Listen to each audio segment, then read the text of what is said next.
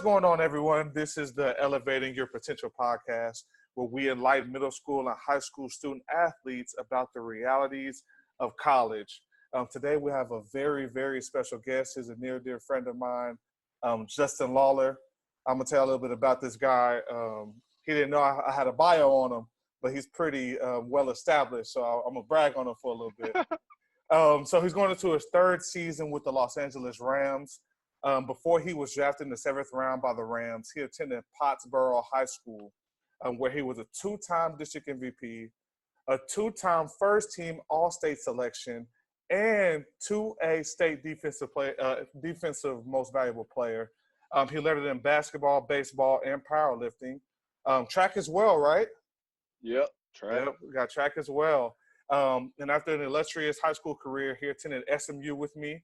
And after redshirting, he started 3 full seasons, finished his career with 226 tackles, 40.5 tackles for loss, and 20.5 sacks, while being named to multiple first-team all-conference teams as a senior. So this is my guy, my brother, Justin Lawler. How you doing today? Good. Thanks for having me, Jerm. What an intro, man. What an intro. Hey, I looked at him like, man, I played with the guy. I didn't even know that he had all these accolades. So You were saying something I didn't even know I had. No, I appreciate you having me. What you're doing is great, man. So I look forward to contributing as much as I can. Oh, for sure. It's my pleasure to have you on. So I want to start out with this question. So you played high school, college, and now in the NFL 3 years. Who's the best player you've ever played against on any level? You know, when you asked me that or sent me the questions to look at, I really had to think about it. But I'm just gonna say the guy that brings me the most frustration that I've ever had in my entire. It's Andrew Whitworth, and most people know who Andrew Whitworth is. He's a vet, plays for the Rams, left tackle. He started his career out at LSU in college, and then went to the Bengals for 8 years, and I think he's been with the Rams for 4. I don't know numbers, but he's been an NFL vet. He's going into his 14th or 15th season, and if you're not a starter, you do scout team. And I go against this guy on the right side of the edge. He's left, obviously, right, every day, and he frustrates me to no end. Really? Why is that? Bro, he's just so he jumps in my head and he knows what I'm doing before I do it. And I'm not exaggerating. He's just so smart. He's been playing the game for so long. He's long, athletic, as old as he is, he still can move. And it just frustrates me every day because I go out there and I beat him maybe once, and I wouldn't even consider it. You know, I'm talking about how good he is. I got to talk about how I beat him maybe once, and you know, I wouldn't have got the sack. It was a quick game, so you could argue that I beat him or not. But he's so frustrating to go against because he's so good. But yeah, that would definitely be the guy who frustrates me the most. Man, that's crazy. So you named the offensive lineman that you're going against. So you play defensive end or / outside linebacker, correct? With the Rams. Right. Yeah. So who's the best overall player you've seen with your own 2 eyes, like that that you shared the field with? Probably Aaron Rodgers. Aaron Rodgers. Talk to me about that a little bit. Oh, man, breaking down film on this guy, he's just I'm just gonna say great quarterback. I mean, the things he does, the things he sees, and I'm not a quarterback expert, you know, anything like that, but just watching this guy on tape was incredible to watch. And so probably I'd definitely say just watching him on film, like the awe I had on him on film was like, damn, this guy's good, you know. Right. So, and just kind of saying that over and over, that's the first guy that popped in my head. But it's just a great overall player. Probably Aaron.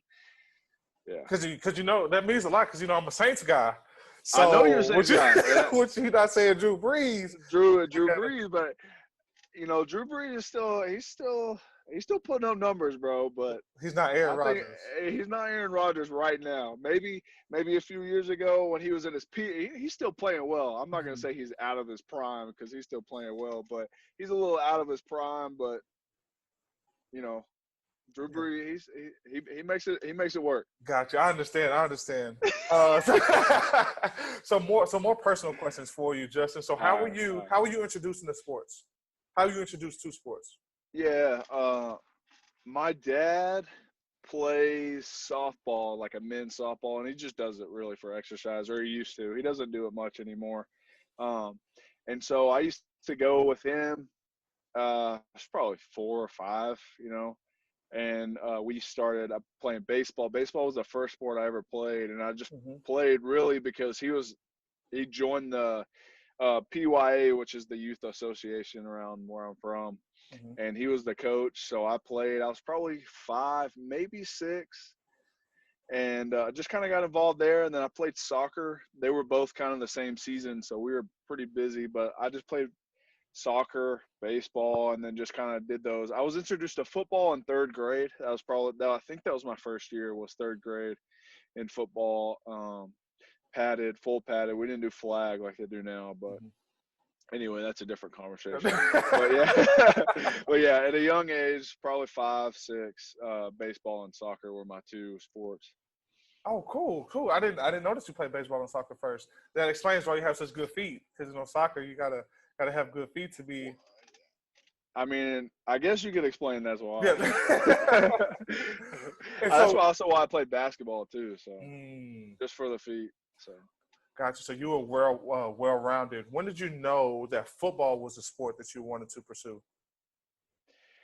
Well, after I played in 3rd grade, I think it was the first season, maybe a 4th grade after 2 seasons. I knew by far that was just the sport I enjoyed the most. Enjoyed it as far as like had fun playing it. And my parents could obviously tell that was the one I cared about the most, because that's the Right. ones, like as a little kid, sometimes you don't want to go to practice. You don't want to go to the even games sometimes because Exactly. as a little, you're just worried about chilling at the house, playing Yep. with your friends. That's all you want to do. So, Right. but with football, that wasn't really the case. I was always excited to go. And so probably from a young age, that was just football was my thing, and that's what I love to do. So probably at a young age is when I first realized. Got you. That's good. That's good. So you said football. You found out when you were younger that football was really what you wanted to do. When did you kind of have your first initial thoughts that this might be what you want to do as a collegiate athlete, and you want to go to football? You want to play football in college? Yeah. So I didn't have those thoughts for a really long time. And I'll tell you why is like where I'm from, very few people, and I mean me and one other guy in recent history had gone Division 1. Wow. And so in 2008, a guy named Cody Bauer went to Rice University, and that was the first guy to go to college from where we're from in a long time, from our high school. So that idea didn't necessarily cross my mind for a while, because I didn't know. I knew that it was possible, but it just didn't happen. So as a Hmm. young guy growing up, you're like, oh, I'm just gonna play just to play, And I Hmm. never crossed my mind that I could actually play in college, because it just never happened. But after he went, it never really crossed my mind, probably till I had coaches come in January or May, um, watch me work out and train and run routes. I was a tight end too, and then play defense, and just in the spring, kind of the spring drills or whatever, and they're So what heavier year was spring. this? What year was this for you? I think it was 2012, the year 2012. before. No, 2011, the year before my junior year. Got you. Okay. They came in, and then before my senior year, what is when I was offered. But they had me on their radar kind of my sophomore year. Never gave me an offer. They wanted to see how I developed. It wasn't many. It was 4 or 5 coaches come and see, and they all told me to see how you develop and see how you progress, and then we'll Hmm. kind of go from there. So, wasn't before my senior year until one of them actually offered me. Really? Oh, we're gonna come into that in a little bit in a second. So when you started getting recruit, well, let's go back to your going into your junior year. Yeah. How big were you? Like, what were your attributes? What size, weight, speed? Like, what was? Man, I was relatively small for a 4'3" defensive end. I think I was 190, 200 going into my sophomore year. And then my junior year, um, I made a big jump that off season to about 220.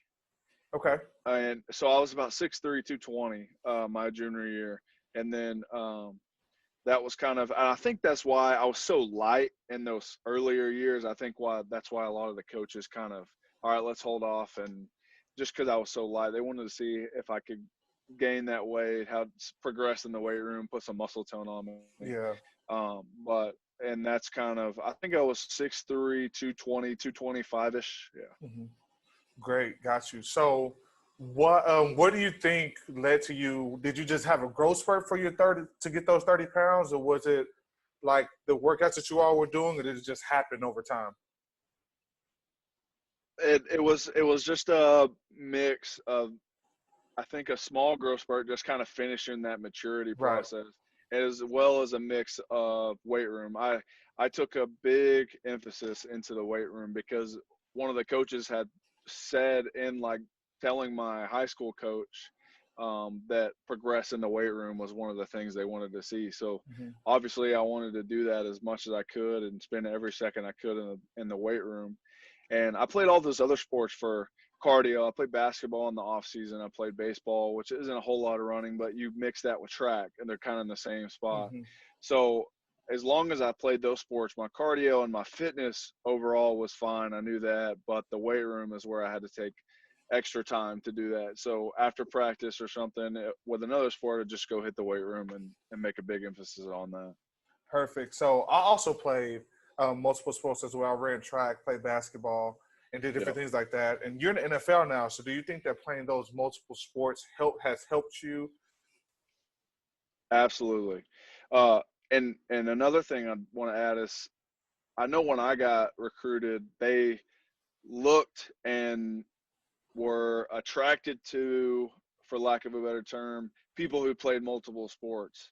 And for me, when I speak to some high schools, and I've done a couple of speakings to high schools, and I always tell them to play multiple sports. And this is why I was like, you can build skills for your main sport by playing other sports and still having fitness and having fun with your friends. Like I played basketball, like I said earlier, was for footwork and cardio. Hmm. I mean, if any of those two things, that's basketball to a T. Is Yep. good, yeah, good feet playing defense. I Hmm. couldn't shoot worth a dang. I could get rebounds and hustle, and that was it. But I played a lot for those two reasons. But footwork and cardio, and then baseball, hand-eye coordination, Hmm. just ball reaction, a quick pitch, just little stuff like that that I think I developed at a younger age kind of helps me now see the ball, see the hands of the offensive lineman. A receiver had to catch. The same thing in baseball. Obviously, you have a glove.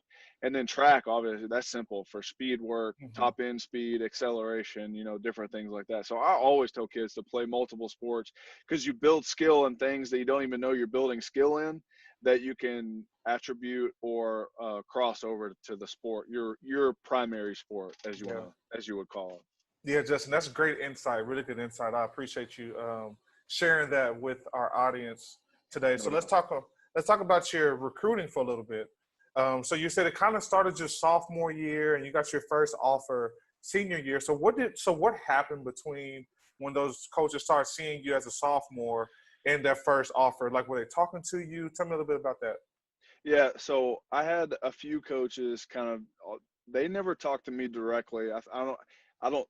The NCAA rules change so frequently, They do. um, but I think they couldn't talk to me yet. But they just talked to my high school coach, Coach Poe, very briefly and generally, just kind of telling them what they wanted to see from me, that they were interested, that they'd be back. I'm still young, whatever.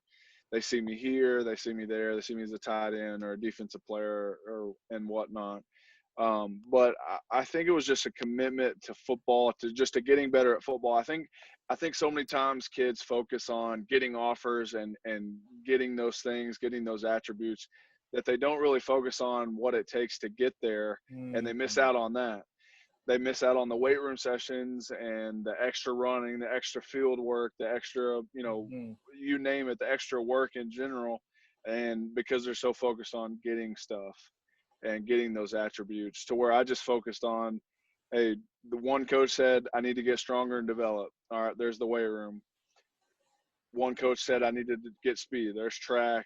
There's extra field work and top end speed that I need to learn. Just little things like that. Focus on developing yourself rather than the attributes and the amount of offers that you have. So you actually took the information that the coach gave to you and Yep. implemented that into your regimen to help you get to what, I mean, they're telling you what they're looking for. So if you can Yeah. increase those things, you got to where you are now. Right. No doubt. And obviously they know what they want. They know what they're looking for. And so if one coach is telling you, there's probably 4 or 5 others that may have looked at your film or going to look at your film that think the same thing. So Right, you can use one coach to your advantage and probably have the same thoughts as multiple. Now, if the positions are different, obviously that may change. But if right. everyone's looking at you for the same position, it's probably going to add up to be similar. Then not exact, obviously, because every coach looks for different things, but it'll be similar. And so, yeah, I use that to my advantage for sure. Oh, that's perfect. That's perfect, Justin. So how many scholarship offers did you actually end up with? 3. 3. And what were those 3? Yeah. So, well, 4 if you count. At one week before signing day, I had Memphis offer me, and I think it was just because they knew they weren't going to have enough, or they had a scholarship open, and they just kind of offered me to see if I'd take it. But Memphis, if you want to count that one, SMU, North Texas, and University of Texas at San Antonio, UTSA. So what made you choose SMU ultimately? Yeah, so I chose SMU. It's a funny story about SMU that I'll say is, Highway 75 runs through Dallas. Well, Mm-hmm. SMU is on one side, and my grandparents live on the other. Mm-hmm. Maybe 5 minutes away, 8 minutes if you were really counting. And so we'd go there every holiday, and we'd drive right past SMU every holiday. We'd take Mockingbird exit and go left across the Mm-hmm. highway opposite of SMU.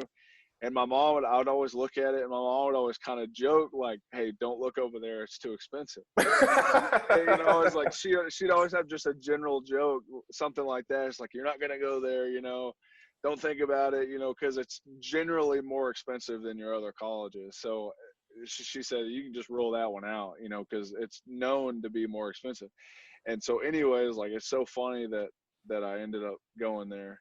But I want to add that I think I got offered early. North Texas was my first offer, and that was kind of my only offer. So that It's was crazy because it was my first, it was my third, but it was early for me too. Yeah, really, yeah. yeah. So, and I was like, I told everyone I'm going to North Texas because that was my only offer. So that was where I was set at. But then I went to North Texas, and it just kind of didn't. It was just kind of all right, It's kind of like a place. yeah, it was just kind of cool, I was like, all Right. right, it's cool, I could go there if it was my only thing, And then I went to UTSA. They were coaching me or recruiting me heavily, excuse me. And so, and it was cool. And I liked it better than North Texas, but it was too far of a drive, so North Texas was it. And then SMU offered me last, and I went and visited there, and I don't know, I just kind of knew, like, a lot of recruits or a lot of people that had been recruited, kind of like, you just kind of know. And Mm-hmm. so I also had that feeling.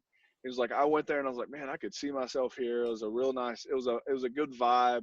And some of the recruits, I just kind of interacted with them. They were cool. My position coach, which was Bert Hill at the time, I kind of clicked with him. We had good conversations. And also it was close to home. It was only a 45-minute to an hour drive, Mm-hmm. depending on traffic. And the education was unbeatable. So the education was better than North Texas, which is a little further drive. Um, and so my mom was like, I would recommend SMU. And so once that we went and took a legit visit, I just kind of knew that SMU was my spot. And that on top of that, the academic progress and report would just add it on top of it. Perfect. So you said 2 things I want to come back to. You talked about academics and official visit. We'll talk about those in a second. I want to rewind really All quick. right. So you said you only had 4 offers. Do you Yep. feel like during that time in your season of your life, do you feel like you missed out because you only had 4 offers? No, absolutely not. I'm not a true believer in coincidence or anything. You know, I'm a firm believer in everything happens for a reason and everything has a purpose behind it. Mm-hmm. And so, my high school coach always said he thought I should have had a more and should have went bigger Mm-hmm. and this, but none of the coaches actually threw an offer at me. But no, I don't think I missed out on anything. Like I said, I'm a true believer and everything has a purpose behind it. And so that's where I thought I was meant to be. Great. So you did have other coaches recruiting you, but they never officially offered Yeah. this guy. I Yeah. believe you told me once something about TCU possibly. Was that one of them that you No, yeah. They wanted me for tight end, got you? but never like officially offered me. But the biggest one playing defense was the University of Oklahoma, and I went to a few of their games in the season and tried to show my face, and I wanted to go there so bad, but I got more caught up in the fact that it was the University of Oklahoma Mm, and the sticker on the side of the helmet than where that's where I would be happiest at, and that's would be the best fit for me. that's a Justin. That is a gem. That is a gem you just dropped. I love it. I love it. So let's talk about your academics. What kind of student were you? You can be transparent, as transparent as you want Oh to. What, yeah, oh what yeah, kind of I'm going student were to. you in in high school? In high school, what type of student were Terrible. you? I was a terrible student. No, and I actually failed English my second semester of my sophomore year, and it was just, I didn't devote myself to the time that was needed. I mean, Mhm. straight up, no embarrassment, transparent, like you said. I didn't put in the time, and I didn't do the work. That's as Got easy as it. it So what was your is. GPA when you came out? I think it was a 3.1. Hmm. Might have been a 3.0, but some of those, a lot of those classes, I was a big believer in, like, Hmm. now I'm like the general knowledge thing, but I will never use this and I'll never need it. And that's kind of the mentality I had in high school. And now it's like, I still kind of say that and see that, but I do like the fact that you just kind of need a general knowledge thing, but that's a different story anyway. But, um, yeah, I was just a bad. Yeah, so in high school, just didn't put in the time, didn't put in the work. I mean, it was as simple as that. Hmm. Got you. And so, did you take the ACT or SAT or both? I took the SAT, and I was blessed enough to do well enough on it the first time to where I was told that I was fine. So I took it again because another coach had told, but my recruiting coach from SMU and academic advisor from SMU said I was fine. But that was before I had committed to SMU. That another coach told me, he's like, just take it again just to see if you can get a better score, so that way we're fine. And so Hmm. that's something I would recommend. I think a lot of coaches say that now. Just take it, get the best score as possible, so that way you can eliminate having any problems Exactly. with the advisory or academic enrollment or anything like that. Right, exactly. So when I was coming in, my brother actually had to take it a couple times because Yeah, they wanted him to get his a little bit higher. And so yeah. what a lot of student athletes don't know is that the higher you get your GPA, the lower score you have to make on your SAT or ACT. Oh, really? I didn't Yeah. even know that. Yeah, there's like it's a sliding scale. So basically like Oh, okay. a 3.5 and above, like I took the ACT. You only have to Yeah, make like a 7 cumulative score if yeah. you keep your GPA high all the way through high school. Oh, nice. Okay. Yeah, because my brother just is going to a Division III school, and they said take the ACT, and once you get a certain score on it, Right. you're fine. So, Exactly.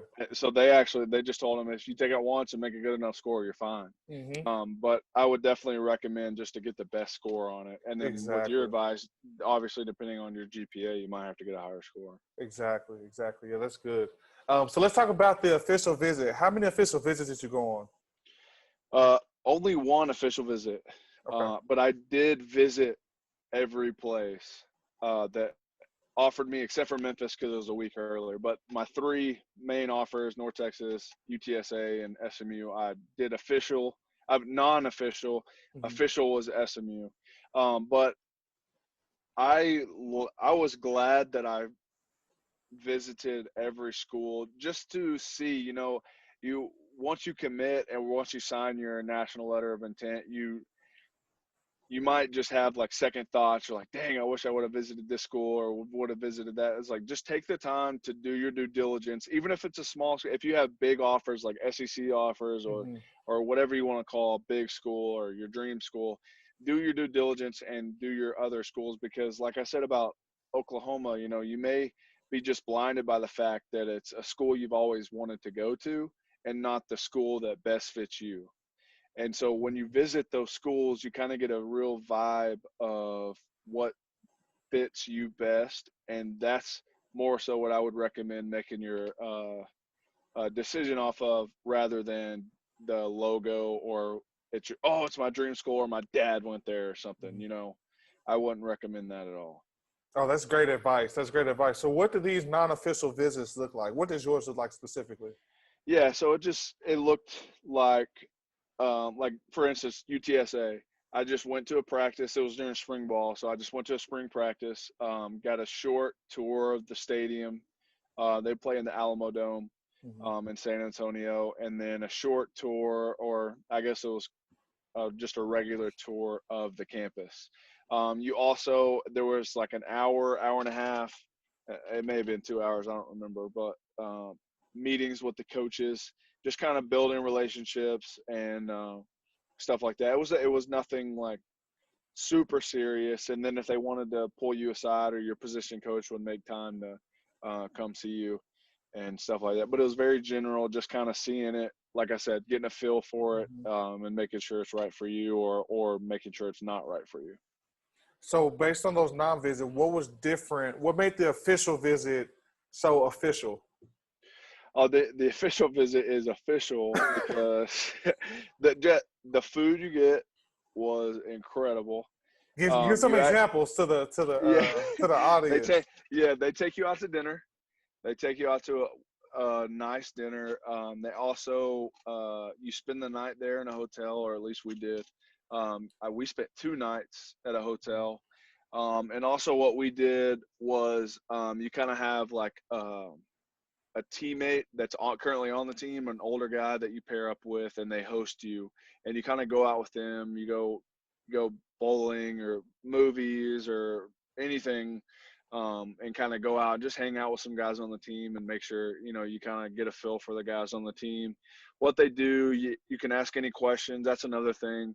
You can ask all the questions that you don't want to ask in front of your parents or coaches, and then student athletes will always tell you the truth. They Mm-hmm. have I want to be careful how I say. I guess no skin in the game on whether you go or not. So Mm-hmm. they'll be blunt with you. They'll be honest with you, and tell you the truth about the city as a whole, the school, and just kind of anything that you could want. Great.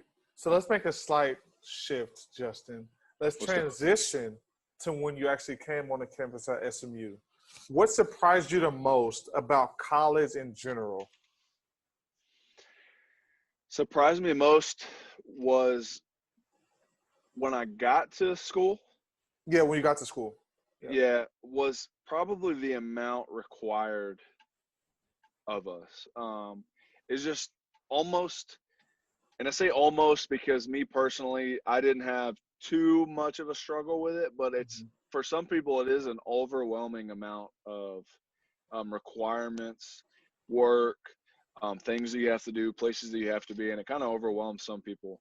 But thankfully, I wasn't one of those. But the amount of stuff required, and just for example, um, you have a lift at 6 a.m., then you lift, then you have to go eat, of course.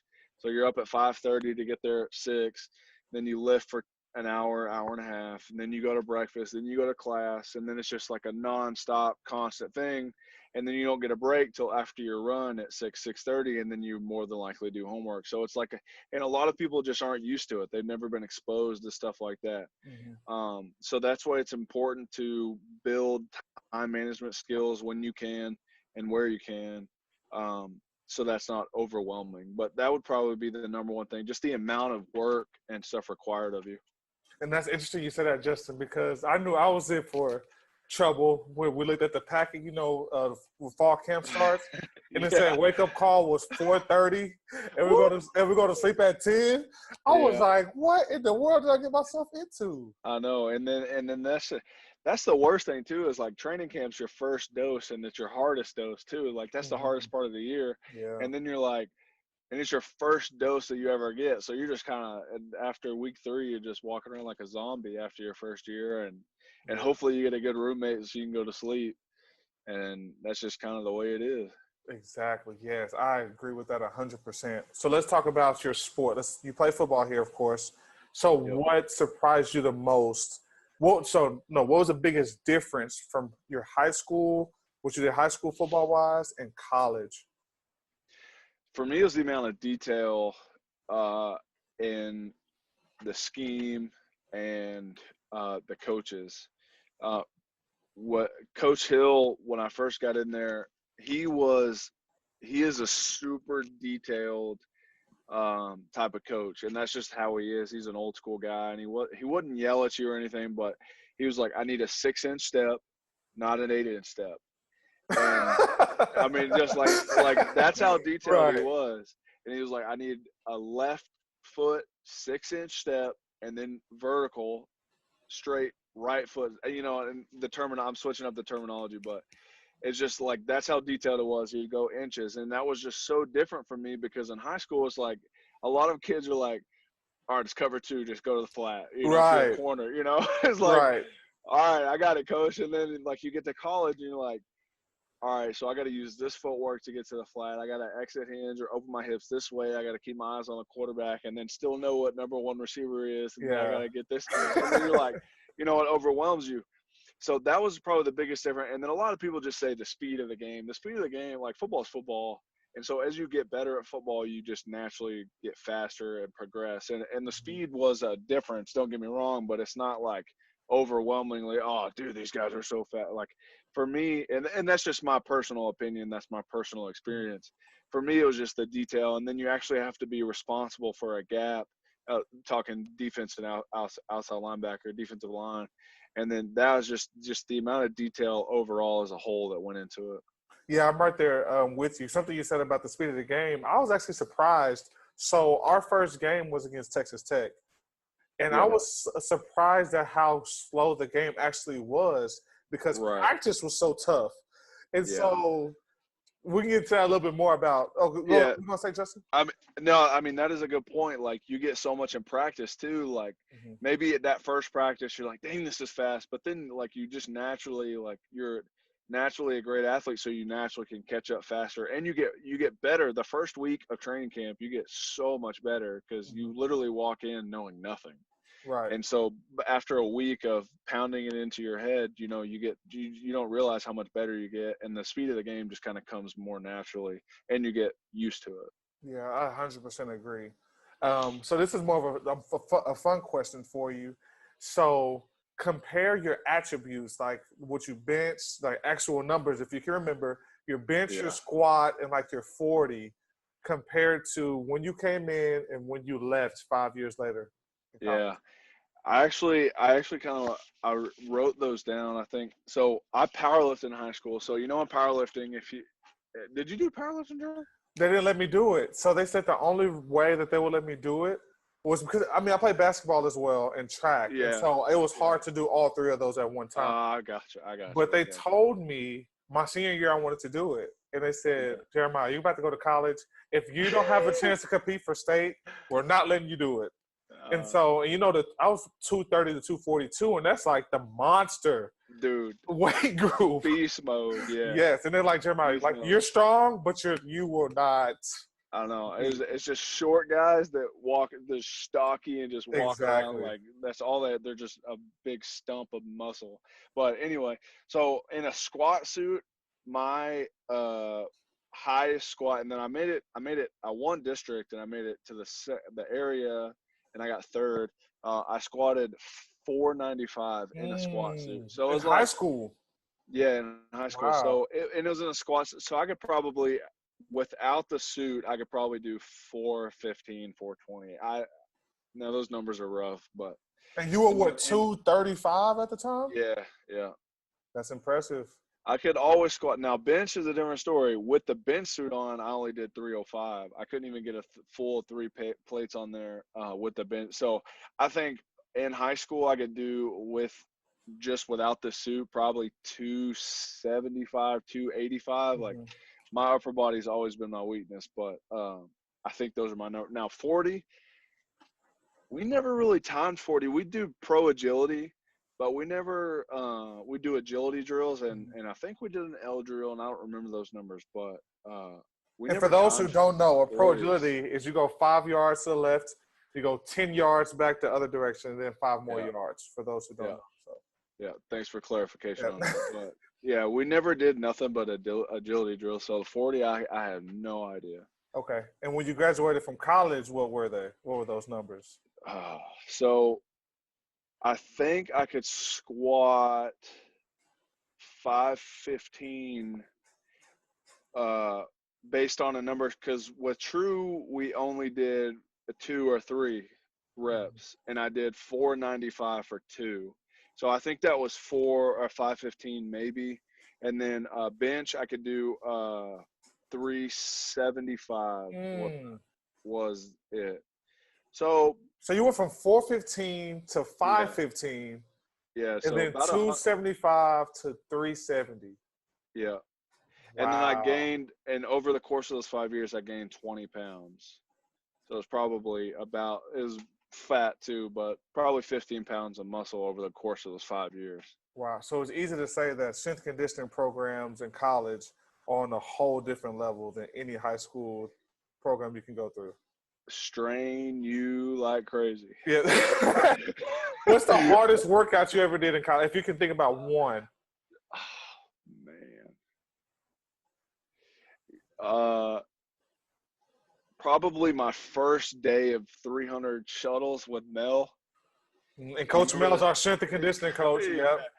Coach Mel, we did the 25 back, what, 6 times, I think. six or eight times. Yeah, it was Right. like miserable, bro. In the Texas heat, we got there in July and ran at Yep. 4 o'clock in the afternoon. We And did that, sure did. We sure bro. did. Man, why did we do that? I have no idea. And we were not very good either. No, So it no. made it more But difficult. I think it was the first day of those 300-yard shuttles. I never threw up though. I will make that point. I Yeah. never threw up. You're one of few. I never did either, but you're one of few. Yeah. So let's go. We got to talk about these academics in college. Tell me the difference. We know about your mindset already. Yeah. So what's the difference So between high school and college for you? yeah, so I made a big jump in just overall maturity in college, and I realized kind of, and I'll take it back to a specific point in time, is like when my mom got the statement, and it was, because we were on a full ride scholarship, blessed by God, thankfully, Amen. to be on that, and my mom got a statement back with like how much money it cost, and I was like, man, this is serious stuff. And then you just kind of, when you go to college, everyone tells you like how important the college degree is. So just over hearing it so many times, seeing how much I was getting, how much was that scholarship was actually worth at SMU, really kind of shifted my mind. It's like, oh man, this is a serious deal, and I kind of need to start paying attention more. I also I got out of my general education stuff really early. I got it done pretty quick, and I cared about that, like I said earlier, but it's nothing that I wanted. It was nothing I was truly interested in. So after the general education, I started doing classes that I was actually interested in, strength and conditioning, biomechanics, the way the body works, anatomy and physiology, all stuff that I actually cared about. And I was like, okay, I could see how this translates to me, not only right now as a student athlete, but also in the future when I become, or potentially play in the NFL, when I potentially become a football coach or athletic director or whatever. So that way I naturally, thankfully, picked up on my school, and it was easier to do well in those classes and easier to study because I enjoyed them so much. Got you. So what did you actually get your bachelor's degree in? My bachelor's is sports management which is basically like administration in sports, Gotcha. public relations, marketing, those kind of things stuff behind the actual game on game day. And so, why were you so interested in that? So you said you kind of hinted at it a little bit later. I mean, a little bit ago. So is this something that you want to transition into? Yeah, I knew I wanted to be. I wasn't sure if I wanted to be an football coach. Excuse me. So uh, in high school, your football coach is typically your athletic director. So I was like, well, I know I'm interested in sports. I love sports, so I need to do something pertaining to sports. Mhm. So I was like, well, I could do sports management, which is like the other side. If you're not coaching, you're kind of in administration and marketing or public relations, which all those fall under sports management. So Mhm. I took that. Not blindly took it, but unknowingly, truly, if that's what I would really be interested in, but kind of knowing. I'm looking for a term, but I can't find it here. You know Mhm. what I'm saying? Yeah, yeah. We'll catch on to you. We got you. Yeah. And so I took that knowing that it would probably be my best interest compared to other stuff about what I wanted to do past football or post football. And what did you do outside of just the classroom? Outside of like you said you took biomechanics and strength conditioning. What did you do to gain experience in that while you were in college, if you did anything at all? Uh, I didn't do a whole lot actually. I really relied on football and training to be that for me. To your typical student who doesn't do sports or anything, there's several internships that you can join in. I mean, there's a gym on every corner in Dallas. You could volunteer at one of those. You could get your strength and conditioning certification, your CSCS. You could do several Mhm. things like that. But me, yeah, I just relied on football and kind of off season, I would spend some time with our strength coach, Coach True, and then just kind of talking, uh, talking weight room talk, I guess, if Mhm. for lack of a better term, getting to know kind of the consensus of building and programming and how that kind of works, and just kind of building that knowledge. Got. But didn't you, if I'm not mistaken, in one of the summers, didn't you work with Herm, with our marketing director, to Yes, do some yeah, things, yeah. I did an internship in public relations. public relations? Okay. Yeah, with Brad Sutton and Herm, Mhm. and yeah. So I did that for a full semester. Yeah. Was it difficult balancing your academics with football and also doing the internship as well? It wasn't too bad because my academic that replaced my academics. So it Okay. wasn't instead it was a replacement of something instead of added on something. But I do know some people do take classes and internships, and it's something added. But that's kind of like I alluded to earlier, and I'll probably allude to later, is kind of building skill and time management, making your priorities, getting up earlier, staying up a little later, but still making sure you have enough sleep, and time management. You can get it done for sure. Perfect. That's great. And so shifting, let's talk about your social life a little bit. We didn't really talk about your high school social life. So what did that look like? Were you very social? Were you like, I mean, you were defensive MVP, I'll say. So were you like the guy on campus, or Uh, were you just kind of quiet and reserved? I was a little bit of both. It depends on who I talk to be honest. Mhm. If we had a relatively good relationship, I'll open up pretty easy. But people I don't know, I'm not an open book for sure. I kind of stay closed until I get to know you, so I build some trust with you. And that's kind of the way I was in high school. In college, I had a daughter in high school, so a lot of my social life outside of football wasn't there because I was so focused on being a good dad. Mhm. So I would go home a lot, instead of going out or going to hang out with friends or going over their houses or anything. I would go home a lot, and that was just another different aspect. That's something that I go through. Not many people go through, but it does definitely happen. Mhm. But being a great dad was much more important to me on the weekends than going over to a friend's house. So that's kind of where I stayed up. As far as like the campus as a whole, um, I never really got too involved. I would go to several Bible studies and get involved with those people, but I felt like I had so much on my plate. I didn't want to keep adding and keep adding. Everyone kind of has their niche, I guess, to be on campus and stuff to get involved in. And I would definitely recommend to get involved in something besides athletics and academics, to build relationships not only, but also just to kind of keep you busy and to build those skills and whatever you want to do. But yeah, being a dad was much more important to me than anything else. Yeah, that's excellent. You certainly are a good dad. I appreciate I it. don't know if you mind me sharing this, but you just had number two. Yep. Just had number Just two. had, Good. yep. She's Yeah, 4 months old yesterday, actually. oh, congratulations. Congratulations. Appreciate it. Appreciate it. Well, yeah, I think you know now we're expecting number one. We're 3 months into the pregnancy, so Woo. I'm gonna be leaning on you for some more advice for sure. Hey, this is my best advice. Just wing it. Swing it. Just wing it. That's all you got, bro. Cool.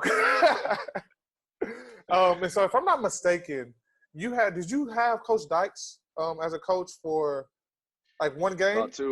About 2 weeks, yeah. Okay, you had Coach Dykes for two. So you essentially had two different coaches, and you had Coach Dykes. So tell me about the coaching transition. Like, how is that as a player when you get recruited by one coach, and then you have to suddenly switch over to another coach, and then right before you left, you had another one. So tell me about that. Yeah. Yeah, for me, it was just a case of adapting and adjusting to a new coach. I mean, for me, it was never a question about if I wanted to transfer or I never really thought about. I loved SMU and I loved the school, and so you can always adapt and adjust to who they bring in or what they bring in. But I actually, the coaching change for me was better than what I had come in on. And so every coach does stuff differently. Every coach has their own way, and per se. And so I actually enjoyed the coaching change more so than when I had originally came. And so that's something I think a lot of athletes like, that's not the coach who recruited me, so I don't want to be here, and they completely count out who they're actually bringing in, and they don't they don't observe or think about the environment under the new coach and if they would even like it. They're resistant to the whole idea and without giving him a chance. And so that's something I would say just kind of be open-minded to. But for me, I actually enjoyed it more than when I had originally came in. Oh, that's great insight. So, how did you handle like rumors? Because we were there together when all this stuff was going on, and you were actually there twice when there were rumors going around. So, how did you handle that? Like, what was the kind of the environment in the locker room? Yeah, well, the first time I didn't. It completely caught everybody off guard. It did. When Coach Jones got fired after North Texas, it was like, it's like we had no idea. Right. The second time, it was a pretty big deal, and so it was difficult to kind of think. I mean, I guess it's kind of like with rumors about everything. You just kind of have to wait and see, And thankfully, we had a good enough head coach to where he called several of us and kind of cleared the air, told us what was going on. So we heard straight from the man himself about what was going on and everything that had happened. So we didn't have to really listen to rumors. But handling rumors is just kind of something that I wouldn't spread too much, but I'd kind of take with a grain of salt. It could be true, it could not be true. But I think it's important not to just gossip on stuff that you hear that could be true or could not be true. Right. That's major because what we don't realize in high school, like it's it's a local market. Like it's not really that big of a thing. But when you go to a Division I, Division II university, like this is going to be on ESPN. Like you are heavily publicized, and there's a lot of media surrounding what's going on. So I think the advice you gave is very, very good. Sure. So as we wrap up, there's a couple more questions. What is the best part of being a college student athlete? The experience, and it's tough. The experience of being A student athlete is definitely, it's not easy for sure, but you get to experience, you get to see things, you get to go through things, you get to build relationships with people and the experiences that very few people get to experience. So the whole experience as a whole, you know, it's just a blessing. Um, like I said, it's not an easy blessing for sure, because you will struggle, you will go through hard times, you will, like, we lost a lot early, We and did. so that was tough. We did lose a lot of Yeah, games. it was tough, but it's all stuff that you can learn from. It's all stuff that you can get through and be better on the other side. So just the experience as a student athlete as a whole was great for me. Yeah, for sure. For me, I would have to add on the food was amazing. Oh my goodness. Like steak.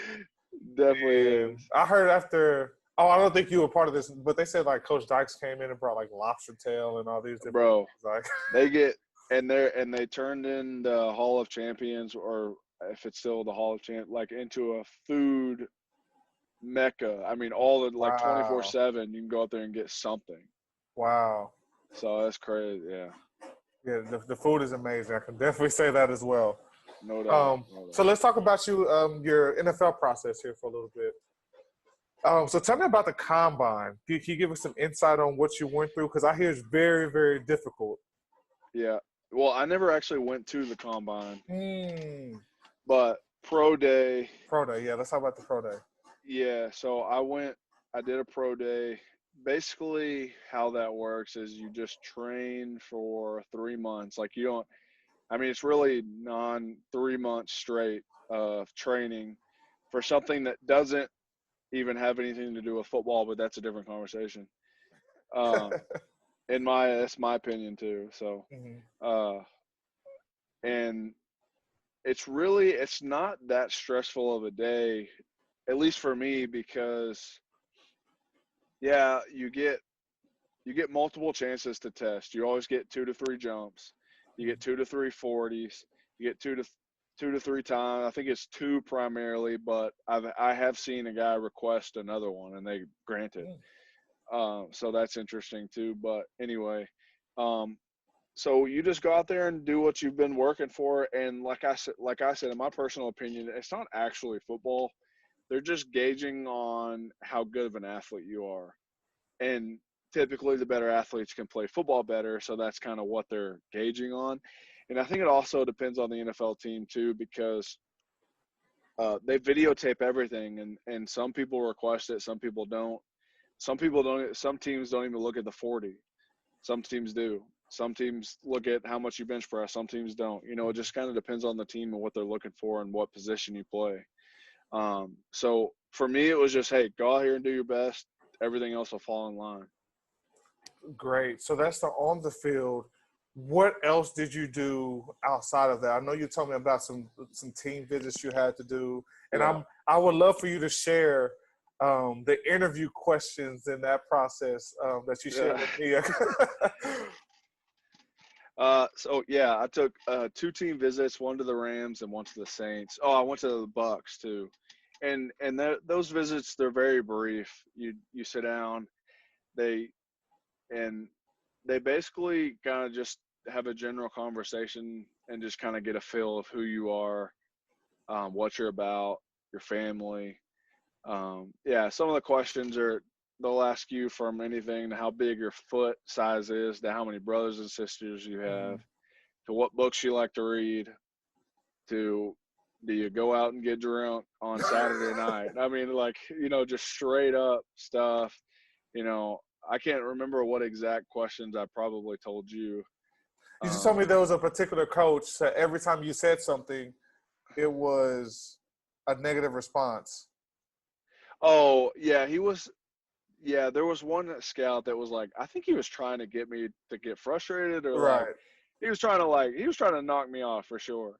And he was like, I would say something and he'd be like, oh really? And it's like, you didn't really do it. Like, he wouldn't be like, he would just BSing me. And it was just like, I'm like, man, like, you're not gonna rattle me here. Like, I don't know what you're trying to do, but it's not working. Right. And so, yeah. So they'll try some crazy stuff for sure. So compare a college schedule to an NFL schedule for me, like your personal schedule. It's really the same, to be honest. Oh. I mean, so you get up, you go to meetings.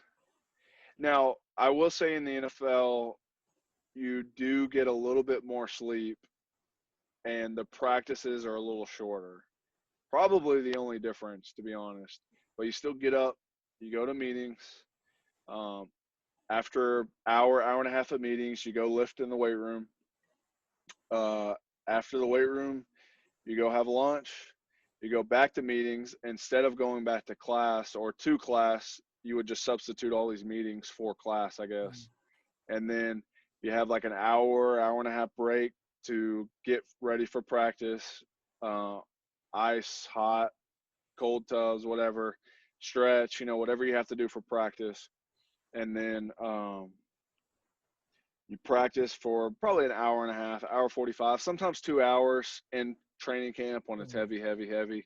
And then you have dinner. And then this is one difference also. You actually watch the film after practice of the practice. So you get the corrections instead of watching the corrections the next day or not watching them at all. You have enough time, which would typically in college schedule be taken up by class. You would Right. have more meetings to watch the practice. So the only difference is you have a little bit more time before practice to get ready for practice. You have a little more time post practice to recover from practice because it's more so about your body than college. And you also have more time, what would be, like I said, in college, be taken up by classes. And then you watch that, and then probably 6:37, you finish the film, and then you go home.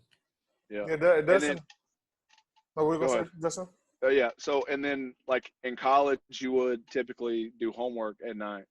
In the NFL, you really just study your opponent film a little bit more than you would in college because it's a little more complex of a game. And at night after dinner or during the day when you have free time. Oh, that's good. Oh, that's really good because a lot of people, like I watch different videos and different things like that, and they say that you have so much time as a professional athlete that it's just like you work out for like 5 hours and then the rest of the day you just have to yourself. In the off season, yes. In the off season, it's nothing like college. And I guess I should have brought that up. But in the off season, you work out in the morning, and then you have no obligations the rest of the day. So that's when you could do an internship, or you could probably get another job if you really wanted to. Right. I mean, you just have that much time, and that's kind of what I'm doing. I'm doing different stuff post football. A lot of guys do. A lot of the smart guys, I would say, focus on post football. Our director of player development always tells us that you're always developing one business and you're building one business, which would be for me right now as an athlete. I'm constantly building that business, and you're preparing or working on the next. So which for me would be post football, whether that's coaching, teaching, internship, whatever that may be. And then for like student athletes, you're constantly doing that because as a student athlete and your academics, that's your business now. But through the academics and internships, same thing as football, you could be building your next business, which is post football. Oh, that's amazing. That's really good. I haven't heard it put that way before. So that's really, really good. Yeah. Really. And so you just told me actually that you are certified as a teacher, correct? Did you tell me that? Yes, I am. Yeah. So you're already ready. You're already halfway, well, probably more than halfway prepared for whenever it's time for you to hang up the cleats, which will hopefully is 5, 6, 8, 10 years from now. God willing, it will be. But if he changes his mind, exactly, I will be ready. Yeah, I will be. And it's just something. It's something that I feel like God's put on my heart to eventually be a high school coach or some sort of coach. And then part of that is getting your teacher certification. So I went ahead and knocked that out, especially with COVID. You have so much time. Went ahead and knocked all that out and got it done. Super smart. See, that's why you're my guy, because you're always thinking ahead. I use my noggin. Yeah. So 2 more questions for you. Did Yeah, you have a big purchase after you signed the contract and got the money over these last, what, I guess about to be 3 years? I did not. I'm in the process, so I'm in the process of looking for a truck, but I wouldn't even consider it uh, a big purchase because I have a budget for myself that is like 15,000 for a truck. Mm-hmm. So I wouldn't consider that. The one thing I bought, I guess, uh, the Christmas of my rookie season, I bought my wife Denver Louis Vuitton purse, but that was like I think I paid 1,700 for it or whatever. But that would be my only bit. I hate spending money, to be completely honest. Like Mm-hmm. I don't like spending money. I like to be thoughtful. Like if I'm gonna spend money, it has to have a purpose and it has to be thoughtful. And so I'm a little different than your average NFL player, I guess. But yeah, no, I haven't had any big purchases at all. So let's hit on that real quick. We talked about it before we aired officially. So tell me about some money management things that you've seen in the NFL, like different players. Yeah, yeah. So the NFL recommends that you get an financial advisor and that they help you directly. You work directly with them to, and that you don't have to, obviously, but that's kind of your direct. But for me, I'm kind of weird. I'm a little OCD. So I use an app called Every Dollar, Mm-hmm. and so Dave Ramsey. yep, I have a budget every month, and I just go to my bank account and I input all the purchases Mm-hmm. 3, 4 times a month, and at the end of the month I look at where we're at, and I categorize them all, and I do all of that, and I started that probably my first year in the NFL because when you're in college in the NFL, they always talk about managing money, Mm-hmm. how important it is, how important to know. So I really dove into that, and like I said, I'm not a huge fan of spending money as a whole, but I wanted to know, I would check my bank account and it'd be like $6,000 gone. I'm like, where did that even Right. go? So, I think we've all had that. It was like, how is it that low? Like, I know I didn't spend that much. Right. I think we've all had that experience. So I started keeping track of it, and it's actually helped me manage money. I've actually put more money in a portfolio for investments and stuff because I'm managing my money correctly month to month, and it's a strict budget. Everyone has a budget, but do you follow it? Do you hold yourself Mm-hmm. accountable to it? That's a bigger issue. So me and my wife do, and then we were able to build an emergency savings account, a portfolio, and multiple things like that because of it. Which is amazing. So do you think that high school and college student athletes could benefit from using the Every Dollar app right now? Something, yeah, they could definitely be doing something, especially in college because you do get a stipend, you do make a little bit of money. So to know where that money goes, to know where you're spending a lot, like if you're spending just $500 a month at restaurants, at the end of the month when you look at everything, you could really cut back and you're eating out and Mm-hmm. just saving money here, saving money there. And depending on how much you make, it doesn't have to be, you don't have to starve yourself, but just be conscious of where you're spending your money, how you're spending it, and where it goes, and keeping track of it's really the only way to do that. Yeah. Great insight. Great insight. So as we finish up, can you give our student athletes and everyone out there the 5 pieces of advice for those who do want to become college student athletes in the future? Yeah. So I wrote these down because I knew you were going to ask me that. So I wanted to have some good stuff and not just kind of come off the top of my head. But number one, and these are no particular order, but kind of what was on my heart is like, number one would be like to know who you are. Mm. When you go to college and everything, if you don't know who you are, then society and the people around you will probably more than likely define you or tell you who you are. Mhm. And if that is true and you do allow that to happen, it's probably not, depending on who you're around, obviously, probably not going to be who you want to be. So I would say, define who you are, know who you are. And it doesn't have to be like a written down definition. Some people do, some people don't. but have your values and know who you are. So that way you don't get shifted or swayed based on the people around you. Number two would be build skill and time management.